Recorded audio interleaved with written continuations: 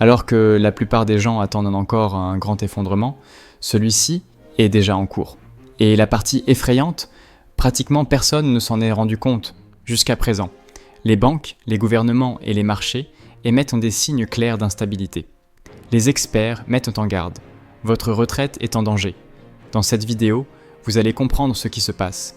Et à la fin, je vous montrerai un plan pratique pour protéger votre patrimoine, même avec peu de capital et en commençant tard. L'économie mondiale ne s'effondre pas du jour au lendemain. Elle donne des signes, les mêmes que beaucoup ont ignorés avant 2008. Vous voyez où cela nous mène ? Elle se fissure lentement jusqu'à ce qu'une déchirure devienne trop visible pour être ignorée. Et aujourd'hui, ces fissures sont déjà ouvertes. L'inflation continue de ronger le pouvoir d'achat dans de nombreuses économies avancées. Même avec des taux d'intérêt élevés, les prix restent sous pression, en particulier dans des secteurs essentiels, tels que l'énergie, le logement et l'alimentation.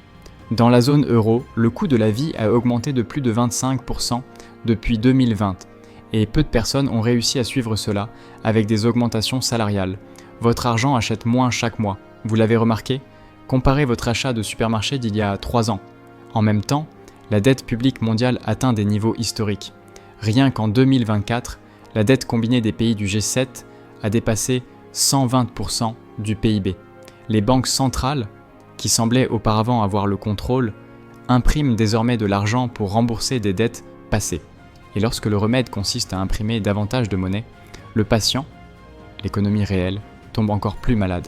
Ce n'est pas une théorie. Nous avons vu des banques de taille moyenne s'effondrer en Californie et des institutions traditionnelles en Europe être sauvées dans l'urgence. L'euro a déjà perdu de sa valeur par rapport à des monnaies plus stables, et cela affecte directement les importations, les investissements et même votre retraite. Le système financier actuel tient encore debout, mais il est de plus en plus incliné, et ces signes étaient déjà apparus auparavant. Avant l'effondrement de 2008, les alertes étaient là. Dette excessive, actifs gonflés et optimisme irrationnel. Aujourd'hui, nous voyons les mêmes ingrédients, mais avec une différence critique. Le système est désormais plus endetté et plus fragile que jamais. Mais si l'effondrement a déjà commencé, pourquoi tant de gens sont-ils encore aveugles ? Et pourquoi certains, même en voyant les signes, continuent-ils d'agir comme si de rien n'était, poursuivant des décisions qui ne font qu'accélérer leurs pertes financières ? En période d'incertitude, notre cerveau recherche des raccourcis. Daniel Kahneman, psychologue lauréat du prix Nobel, a expliqué que lorsque nous avons l'impression que toutes les options sont mauvaises, nous devenons plus susceptibles de prendre des risques. C'est une manière inconsciente de chercher une solution rapide, même si elle est irrationnelle. Avez-vous déjà vu quelqu'un parier tout sur des crypto-monnaies sans comprendre ce qu'il fait ? Souvent, ce n'est pas de la cupidité, c'est du désespoir. Cette logique explique également pourquoi tant de personnes s'engagent dans des schémas d'enrichissement rapide. Ce n'est pas un manque d'intelligence, c'est la sensation que le chemin traditionnel, épargner, investir avec discipline, ne fonctionne plus. Et lorsqu'on perd confiance en la stabilité, on cherche l'adrénaline dans le risque. Un des plus grands exemples de cela fut Jesse Livermore. Au début du XXe siècle, il devint l'homme le plus riche du monde et s'est retrouvé en faillite à 4 reprises. Pas par manque de talent, mais parce qu'il n'a pas su s'arrêter. Il croyait qu'il pouvait toujours multiplier encore plus sa fortune. Et il a tout perdu, à plusieurs reprises. À la fin, il s'est suicidé après sa dernière faillite. L'erreur la plus courante n'est pas de se tromper, c'est de croire qu'on est en contrôle alors qu'en réalité on parie. Et plus le monde est instable, plus cette illusion devient dangereuse. Alors, comment ne pas tomber dans les mêmes pièges ? Et comment investir de manière à ce qu'aucun effondrement mondial ne puisse vous faire tomber ? De grandes fortunes ne surgissent pas d'un coup de chance. Elles se forment lentement, au rythme du temps et de la discipline. Warren Buffett en est un exemple clair. À 60 ans, il était déjà milliardaire, mais 99% de son patrimoine est venu après cet âge. Ce n'était pas en trouvant l'investissement parfait, mais en maintenant une stratégie cohérente pendant des décennies.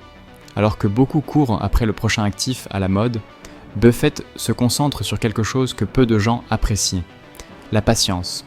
Il a compris que le secret ne réside pas dans le fait de multiplier l'argent rapidement, mais de maintenir des rendements moyens sur une période supérieure à la moyenne.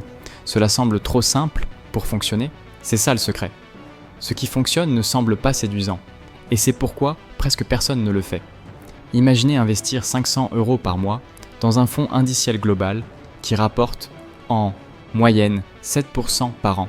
Après 10 ans, le solde serait d'environ 85 000 €. En 30 ans, il dépasserait les 600 000 €, avec le même montant mensuel. Il n'y a pas de miracle ici. Juste l'effet des intérêts composés, qui croissent avec le temps comme une boule de neige dévalant la montagne. C'est pourquoi la majorité des millionnaires silencieux n'ont pas l'apparence de la richesse. Ils ne prennent pas de risques, ils suivent simplement une règle, la cohérence avant la génialité. Et plus vous laissez cette règle agir, plus elle travaille en votre faveur. Bien sûr, cela exige une chose rare aujourd'hui, résister à la tentation du gain rapide. Mais si les plus grands investisseurs de l'histoire ont suivi ce chemin, pourquoi tant de gens s'accrochent-ils à la recherche de raccourcis? Mais avec tant de risques dans le monde, où investir en toute sécurité? Quels actifs offrent encore une protection réelle sans avoir à tout parier? Protéger son patrimoine en période d'incertitude ne nécessite pas de génie. Cela exige une méthode. La première couche de défense consiste à protéger le pouvoir d'achat contre l'inflation. Pour cela, des titres indexés à l'indice des prix, tels que les bonds allemands liés à l'indice des prix à la consommation européen, sont des alternatives robustes. Ils ne rapportent pas des fortunes, mais évitent des pertes silencieuses. Avez-vous déjà réfléchi à combien d'euros vous avez perdu, sans vous en rendre compte, simplement en laissant votre argent endormi? De plus, les actifs réels, comme les terres agricoles ou les biens immobiliers bien situés, tendent à conserver leur valeur à long terme. Même si le marché fluctue, un morceau de terre productive ou un logement bien loué ne tombe que rarement à zéro.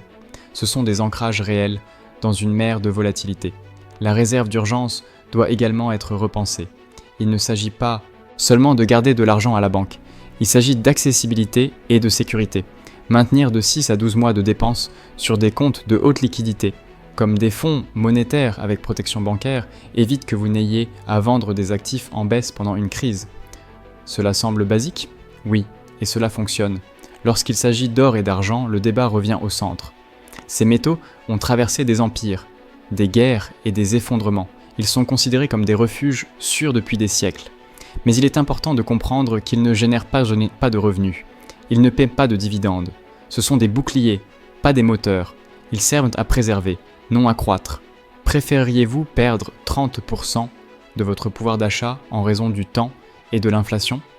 La diversification, donc, est le dernier pilier. Cela ne signifie pas disperser de l'argent au hasard. Cela signifie équilibrer des actifs qui se comportent différemment dans des scénarios extrêmes. Un portefeuille conservateur peut inclure des titres indexés, des fonds immobiliers, une fraction en métaux précieux et peut-être un fonds mondial d'actions de haute qualité. L'objectif n'est pas de briller en une année, c'est de survivre à toutes. Il n'existe pas d'investissement magique, il existe une résilience construite avec des actifs qui se défendent mutuellement. Et à long terme, cette approche surpasse la plupart des promesses faciles. Et si le pire scénario se produisait, comment maintenir la stabilité même face à une récession prolongée, au chômage ou à un effondrement monétaire? La liquidité est une liberté. Dans un monde instable, avoir un accès rapide à son propre argent constitue un avantage stratégique. Cela signifie pouvoir agir sans dépendre de prêts, vendre des actifs à la baisse ou accepter de mauvaises conditions. Avez-vous remarqué comment ceux qui ont des réserves prennent des décisions avec plus de calme? La véritable indépendance financière ne commence pas avec des millions sur le compte. Elle commence par l'habitude simple de dépenser moins que ce que l'on gagne. Chaque euro économisé est une petite tranche de temps que vous remportez, un mois supplémentaire sans dépendre d'un salaire. Un pas de plus vers le contrôle total de votre quotidien. Cette logique change la manière dont vous percevez la consommation. Un café à 5 € peut sembler inoffensif.